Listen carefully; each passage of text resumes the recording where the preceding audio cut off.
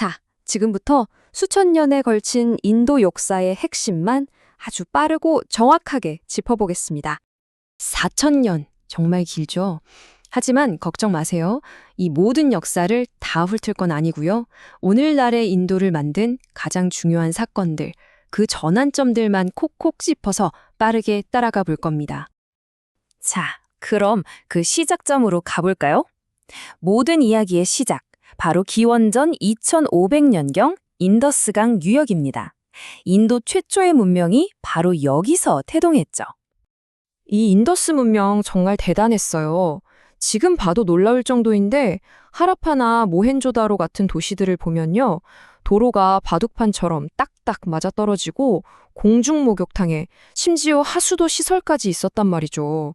이게 뭘 의미하겠어요. 그냥 사람들이 모여 산 게 아니라 아주 체계적인 계획 아래 강력한 권력이 존재했다는 명백한 증거죠. 자, 그런데 이 번성하던 인더스 문명에 큰 변화의 바람이 붑니다. 기원전 1500년경 중앙아시아 쪽에서 아리아인들이 들어온 거예요. 이들은 이전과는 완전히 다른 새로운 사회 시스템과 종교를 가져왔습니다. 그 새로운 시스템의 핵심이 바로 이 카스트 제도입니다. 간단히 말해서 아리아인들이 원주민들을 효율적으로 지배하기 위해 만든 아주 엄격한 신분제였어요. 그리고 이게 정말 이후 수천 년 동안 인도 사회를 규정하는 가장 강력한 틀이 되어버립니다. 구조는 딱 4단계로 나뉩니다. 바르나라고 부르는데요. 제일 위에는 제사 지내는 사제 계급, 브라만. 그 다음은 싸우고 통치하는 왕족과 귀족, 크샤트리아. 그리고 장사하는 평민, 바이샤. 마지막으로 모든 굳은 일을 도맡아 하는 노동자 계급인 수드라. 이렇게 철저하게 나눈 거죠. 자, 이렇게 브라만 중심의 질서가 굳어지니까 당연히 반발이 생기겠죠? 기원전 7세기쯤 되면서 이 낡은 질서에 이건 좀 아니지 않나? 하고 의문을 제기하는 새로운 생각들, 새로운 종교들이 등장하기 시작합니다. 특히 돈을 많이 번 상인 계급이나 권력을 쥔 전사 계급 입장에선 브라만만 최고라고 하니 불만이 많았을 거예요. 바로 이들을 중심으로 불교와 자이나교가 큰 힘을 얻게 됩니다. 이 종교들의 핵심 메시지는 뭐였냐? 모든 사람은 평등하다, 카스트 제도 같은 건 말이 안 된다는 거였죠. 그런데 이 불교도 내부에서 생각이 좀 갈라집니다. 크게 2갈래로 나뉘는데요.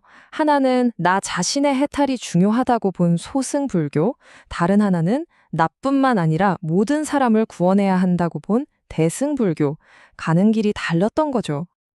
자, 종교 이야기는 이쯤 하고요. 이제 정치 이야기로 넘어가 보죠.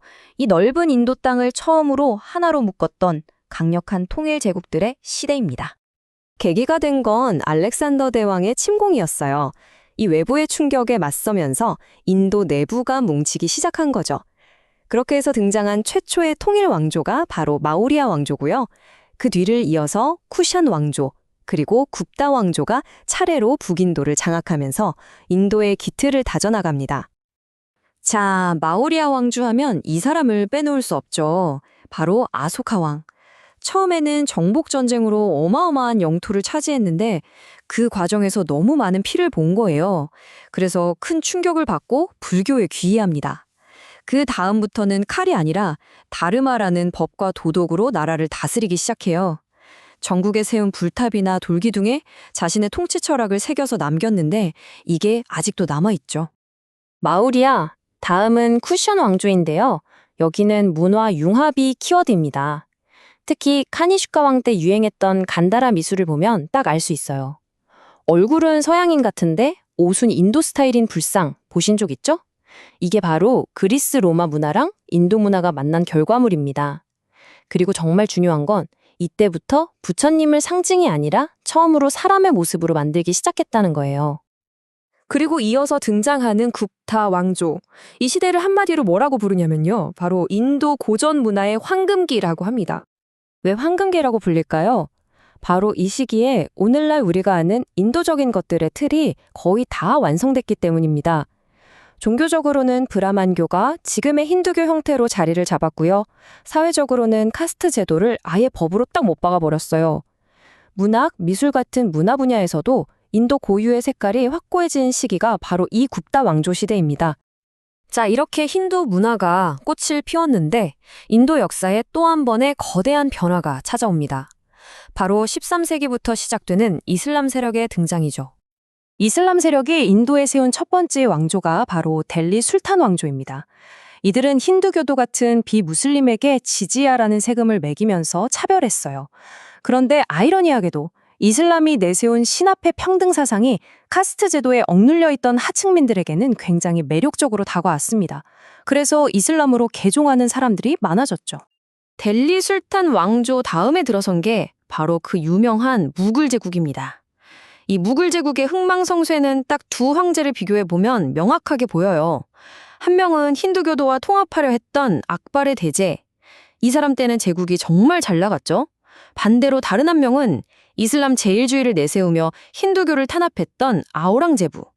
이때부터 제국이 급격히 기울기 시작합니다.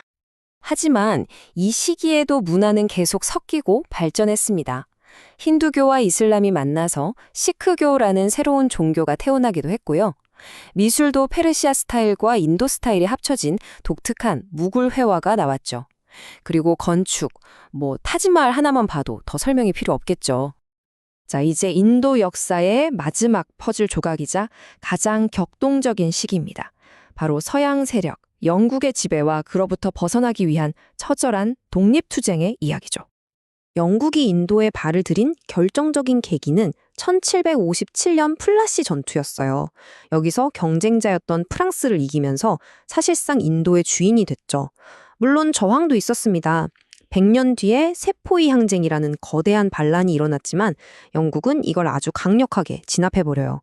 그리고는 아예 허수아비였던 무굴 제국을 없애고 인도를 직접 다스리기 시작합니다. 하지만 인도의 저항은 끝나지 않았습니다.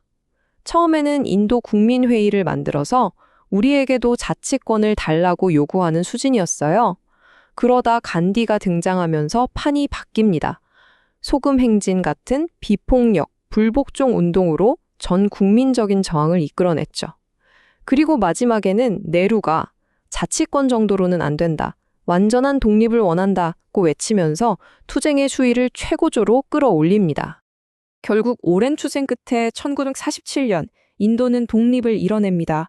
정말 역사적인 순간이었죠. 하지만 이 독립에는 너무나 큰 대가가 따랐습니다. 바로 종교에 따라 나라가 둘로 쪼개지는 힌두교의 인도와 이슬람의 파키스탄으로 나뉘는 분단의 비극이었습니다.